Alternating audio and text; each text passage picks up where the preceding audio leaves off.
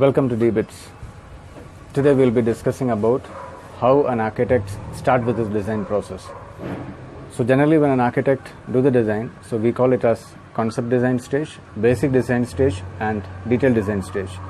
So in this we'll be discussing today more about the conceptual design stage.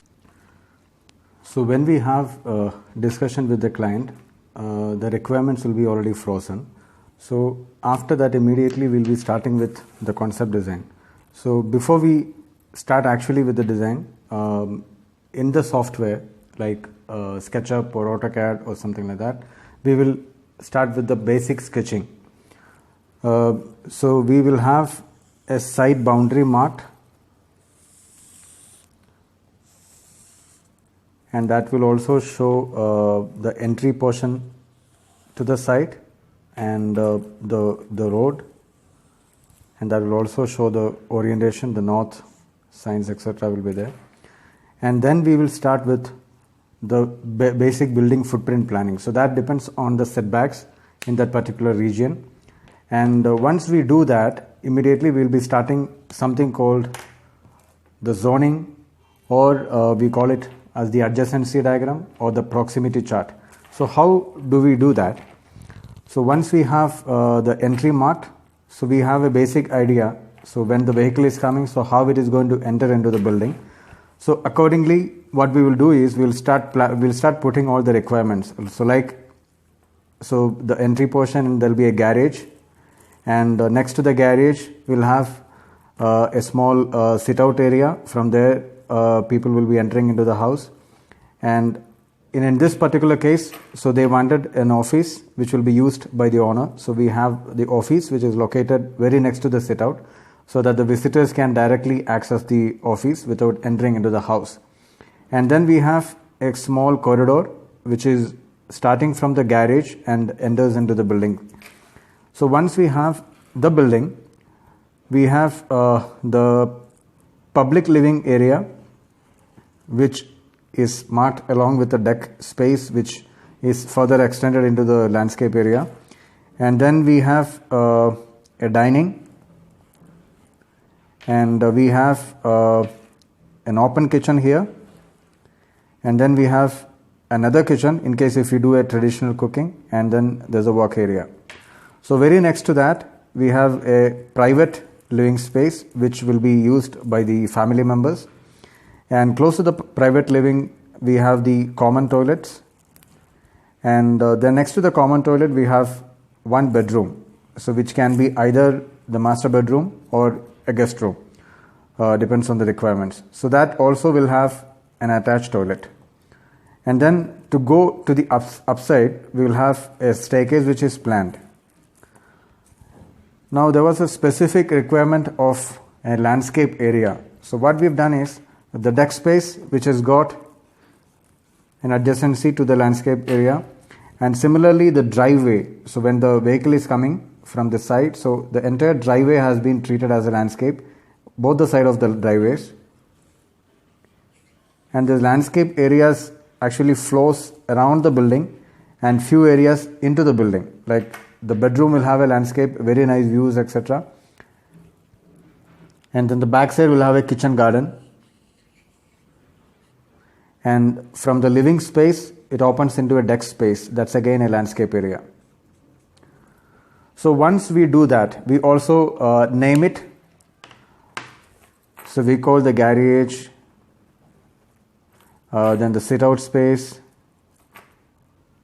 the office space,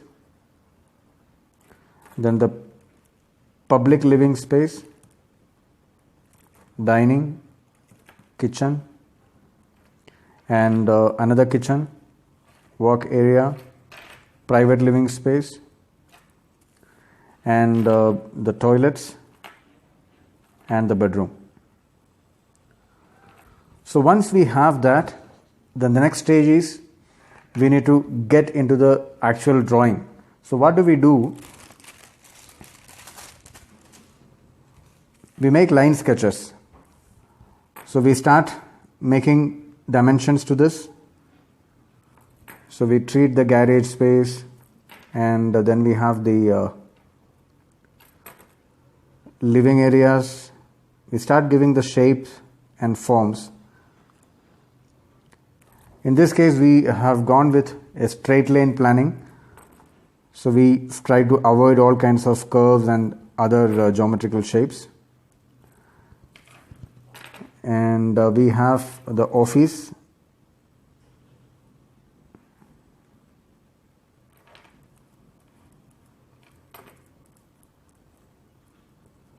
And next to the office, we have the sit out. So there is a L-shaped sit out area. So whoever is coming, they can wait here. And there is a door which opens into the corridor. And through that, the person can enter. Or from the garage, directly they can enter into the house. And we have located the staircase here. Now the staircase also is located in such a way so that they get a clear view to the landscape areas. Then next to that we have the dining space. The dining space also have a lot of sunlight which is coming from all the sides, all the directions.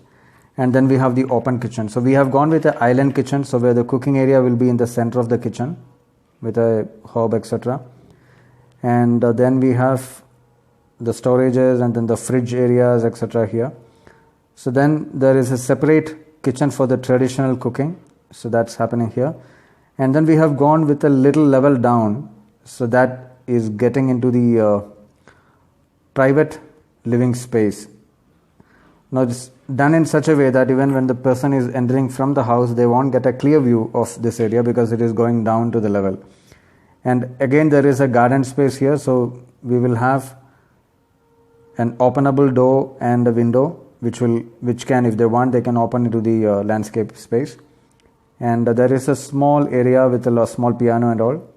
And then we have the toilets. So the toilets are done in such a way that there is a dressing area before we enter into the toilet, and then the toilet locations.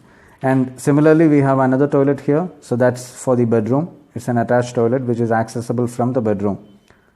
And that also have got a bathtub which has got a lot of natural lights coming in. And the bedroom is quite a big one because it was a specific requirement from the client side. That also has got a small sit-out space. And we have a long wardrobes. Then the next to that we have the beds. And there is another space which we call it as my space. So that can be used. Now in this case the client is a writer, so she want to use a lot of space for the creative writing. So that's all done in such a way that there is a lot of trees and then the landscape areas around. So it's a requirement, like in the daytime we should have a lot of birds sounds and then the water sounds, etc. So it's done that way. So now we get into something like this. We call it as a conceptual sketch. So now once we do the conceptual sketch, we can straight away get into the drafting part of it. So after this, what we have is something like this. So it's a drafted one with proper dimensions and furnitures, etc.